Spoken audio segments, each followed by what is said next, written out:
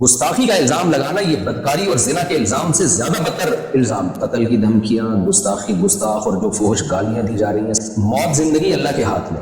جو رات قبر میں گزرنی ہے وہ قبر میں گزرے گی، جو زمین پہ گزرنی ہے وہ زمین پہ گزرے گی. لیکن ایسا نہ ہو کہ کچھ مذہبی متشدد قسم کے اسکالر آپ سے وہ کام کروائیں جس پہ قیامت کے دن نبی صلی اللہ علیہ وسلم آپ سے اپنا چہرہ پھیر لیں. اور آپ شو تو یہ کر رہے ہو میں نے نبی کے نام پہ یہ کام کیا ہے، لیکن نبی صلی اللہ علیہ وسلم اس شدت پسندی سے کبھی بھی خوش نہیں ہو سکتے. اور اگر پھر بھی آپ یہ سمجھتے ہیں کہ یہ گستاخی ہے معاذ اللہ، تو پھر میں آپ کے سامنے کچھ بریلویوں کے چوٹی کے علماء کے حوالے پیش کرتا ہوں مختصر. تو جو فتویٰ پھر آپ نے مجھ پہ لگایا ہے ان پہ بھی لگایا. میں مانتا ہوں سارے بریلوی ایسا نہیں کرتے ہیں، ایک مخصوص طبقے کے مخصوص افراد ہیں جنہوں نے ایک پروپیگنڈا کھڑا کیا ہوا ہے اور سادہ لوگ عوام کو برگلا رہے ہیں کہ یہ واجب القتل ہے اور گستاخ ہے وغیرہ وغیرہ.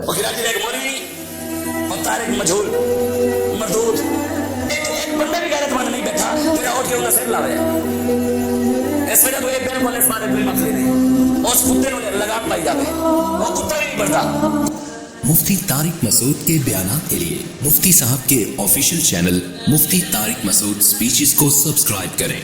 بسم اللہ الرحمن الرحیم نحمدہ ونصلی علی رسولہ الکریم. جب سے کینیڈا والے بیان وہ سوسائٹی میں گیا ہے تو مسلسل سوشل میڈیا پہ ہائپ کریٹ کی جا رہی ہے اور ایک مخصوص طبقے کی طرف سے بہت زیادہ شدت پسندی پھیلا رہا ہے. بار بار مجھے کہا جا رہا ہے کہ یہ تو معذرت آپ نے دوبارہ کی ہے یہ بھی قابل قبول نہیں ہے. اور اس طبقے کا بنیادی مقصد یہ ہے کہ میں یہ مانوں کہ میں نے گستاخی کی ہے اور پھر میں گستاخی سے معذرت کروں. جو غلطی مجھ سے ہوئی ہے اس پہ میں بار بار معذرت کر چکا ہوں. لیکن وہ طبقہ مسلسل دھمکیاں دے رہے ہیں میرے واٹس ایپ پہ، قتل کی دھمکیاں، گستاخ اور جو فحش گالیاں دی جا رہی ہیں سب کے نمبر بھی میں سیو کر رہا ہوں. تو یہ سب کچھ چل رہا ہے میرے ساتھ. تو مجھے خیال ہوا کہ میں ایک علمی لحاظ سے بہرحال میں اس پہ ایک ویڈیو ریکارڈ کرواؤں، کیونکہ جو کچھ میرے مخلص لوگ ہیں، بعض لوگ، میجورٹی نے مجھے گستاخ قرار نہیں دیا الحمدللہ، میجورٹی علماء نے، بلکہ انہوں نے اس کو ایک غلطی ضرور قرار دیا، علمی غلطی، گستاخ قرار نہیں دیا. لیکن بعض ہمارے ہی بڑوں سے، بعض ہمارے ہی لوگوں نے بھی اس کو گستاخی سے تعبیر کیا اور پھر یہ کہا کہ مفتی صاحب نے جب گستاخی سے معذرت کر لی ہے تو ان کی جان چھوڑ دو. تو اس کو بھی بعض شدت پسند لوگ کہہ رہے ہیں دیکھو ان کے اپنے بڑے کہہ رہے ہیں کہ انہوں نے گستاخی کی ہے. اس لیے مجھے گستاخی کے لفظ کو ایکسپلین کرنا بہت میرے لیے ضروری ہو گیا ہے. وجہ اس کی ہے کہ جو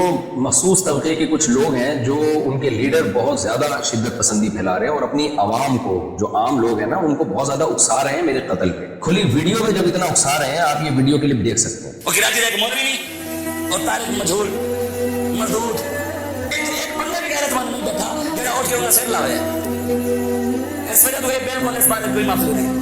اس کتے نے لگام پائی جاتے وہ کتا بھی نہیں بڑھتا. جب کھلی ویڈیو میں اتنا اکسا رہے ہیں تو بند کمروں میں کتنا اکساتے ہوں گے. اور میرے پاس جو الگ سے دھمکیاں آ رہی ہیں وہ الگ ہیں. لیکن جو لیڈر حضرات ہیں نا ایک مخصوص طبقے کے، وہ بار بار جو ہے نا گستاخ کی سزا سرتن سے جدا. نعرے بھی یہی لگ رہے ہیں. سر سید تھانے کے باہر جو ہمارا قریبی محلہ ہے اس میں جو تھانہ ہے اس کے باہر بھی یہ نعرے لگائے گئے ہیں ایک کراؤڈ کی شکل میں کہ گستاخ کی سزا سرتن سے جدا. تو میں اس گستاخ کے لفظ کو آج علمی انداز سے ایکسپلین کروں گا، تحقیقی جواب بھی دوں گا، الزامی جواب بھی دوں گا کہ اگر آپ مجھ پہ گستاخی کے فتوے لگاتے ہیں تو پھر آپ ان لوگوں پہ بھی گستاخی کے فتوے لگائیں، تاکہ جو سادہ لوگ لوگ ہیں جو واقعی نبی صلی اللہ علیہ وسلم سے محبت کرتے ہیں لیکن وہ غلط فہمی کے شکار ہو گئے، مجھ سے بدگمان ہو گئے کہ مفتی صاحب نے واقعی غلط گستاخی تو بہرحال کی ہے، بعض لوگ یہ کہہ رہے ہیں. تو میں نے جو غلطی کی ہے اس سے میں رجوع کر چکا ہوں، گستاخی میں نے نہیں کی ہے. تو اب میں اس پہ شروع کرتا ہوں. دیکھیے میرا جو بیان تھا میں نے اس میں یہ بات کہی جو کہ غلط الفاظ تھے. میں نے کہا قرآن میں گرامر کے لحاظ سے یہ غلط ہے لیکن اس کو ٹھیک نہیں کیا گیا. یہ قرآن کا میں معجزہ بیان کر رہا تھا کہ جو گرامر کے لحاظ سے مسٹیک ہوئی وہ باقی رکھی گئی. لیکن بیان کے دوران ہی مجھے خیال ہوا کہ یہ لفظ جو تعبیر ہے، جو الفاظ ہیں، میرے منہ سے غلط نکل گئے. وجہ اس کی یہ ہے کہ قرآن پہلے ہے، گرامر کے اصول بعد میں وضع کیے گئے. گرامر قرآن کو دیکھ کے لکھی گئی ہے، نہ کہ قرآن گرامر کا محتاج ہے. یہ ایک ایسی حقیقت ہے جس کو میں اپنے لیکچروں میں پہلے بیان کر چکا ہوں، کئی بار بیان کر چکا ہوں کہ زبان گرامر کی محتاج نہیں ہوتی، گرامر زبان کی محتاج ہو. مجھے بیان کے دوران ہی اندازہ ہو گیا کہ یہ الفاظ میرے زبان سے غلط نکلے، لہذا میں نے بیان میں ہی اس کی کریکشن کی کہ اگر ظاہری لحاظ سے اس میں کوئی غلطی لکھنے میں ظاہری لحاظ سے، ورنہ اس میں بڑی حکمت ہے. گرامر کی ایک مسٹیک اگر ظاہری لحاظ سے کوئی مسٹیک کہہ رہا ہوں تو وہ کریکشن کیا تھی جو میں نے چلائی بھی ہے کہ ظاہری لحاظ سے ہے، حقیقت میں نہیں ہے. ظاہری لحاظ سے، ظاہر کا مطلب یہ کہ حقیقت میں کوئی غلطی نہیں ہے. دیکھنے میں ایسا لگتا ہے کہ گرامر کے قاعدوں کے خلاف. میرا خیال یہ تھا کہ اس سے لوگ مطمئن ہو گئے ہوں گے، لیکن وہ بھی میری غلطی تھی. مجھے اس میں اور اچھی طرح سے ایکسپلین بھی کرنا چاہیے تھا اور اسی بیان میں معذرت کر لینی چاہیے تھی. وہ بھی میں نے نہیں کی. یہ بھی ایک جرم میرا ہے، اس کی بھی غلطی کا میں اعتراف کرتا ہوں. تو لیکن مقصد یہی تھا کہ حقیقت میں کوئی غلطی نہیں. ظاہری لحاظ سے غلطی کا مطلب کیا تھا کہ بھئی قرآن میں کچھ باتیں ایسی ہیں جو عام نحوی قاعدوں کے جو قاعدے بعد میں ایجاد کیے گئے ہیں ان کے خلاف. یہ بات صرف میں نے نہیں لکھی ہے, یہ اور بھی لوگ لکھ چکے ہیں, خود بریلوی علماء لکھ چکے ہیں. یہ دیکھیں مقدمہ تفسیر نعیمی, مصنف حکیم الامہ مفتی احمد یار خان النعیمی, یہ بریلویوں کے بڑے عالم ہیں. صفحہ نمبر 20 پہ لکھتے ہیں بعض کلمات نحوی قاعدے کے خلاف معلوم ہوتے ہیں لیکن وہ پڑھے ویسے ہی جاتے ہیں جیسے کہ ثابت ہو چکے. مثلا علیہ اللہ, اب دیکھیں قرآن کا عام قاعدہ ہے علیہ اللہ, لیکن قرآن میں لکھا ہے علیہ اللہ, یعنی گرامر کا عام قاعدہ ہے علیہ اللہ, لیکن پڑھا جا رہا ہے علیہ اللہ. اسی طرح وما انسانیہ الا الشیطان, اب عام قاعدہ جو نحو کے طالب علم جانتے ہیں یہ ہے وما انسانیہ, لیکن جو احمد یار صاحب ہیں, مفتی احمد یار صاحب جو بریلویوں کے بڑے عالم, وہ کہہ رہے ہیں کہ یہ بھی عام قاعدے کے خلاف ہے, ما انسانیہ ہے. اور تیسری مثال وہی دی ہے جو میں نے اپنے بیان میں دی تھی, لنسفعن بالناصیہ, تو یہ بھی انہوں نے مثال دی. اب میں پوری عبارت دوبارہ پڑھتا ہوں, مثلا علیہ اللہ ما انسانیہ لنسفعن وغیرہ. دوبارہ یہ عبارت پڑھ دیتا ہوں میں. یہ لکھتے ہیں بریلویوں کے عالم بعض کلمات نحوی قاعدے کے خلاف معلوم ہوتے ہیں لیکن وہ پڑھے ویسے ہی جاتے ہیں جیسے کہ ثابت ہو چکے. مثلا علیہ اللہ ما انسانیہ لنسفعن وغیرہ.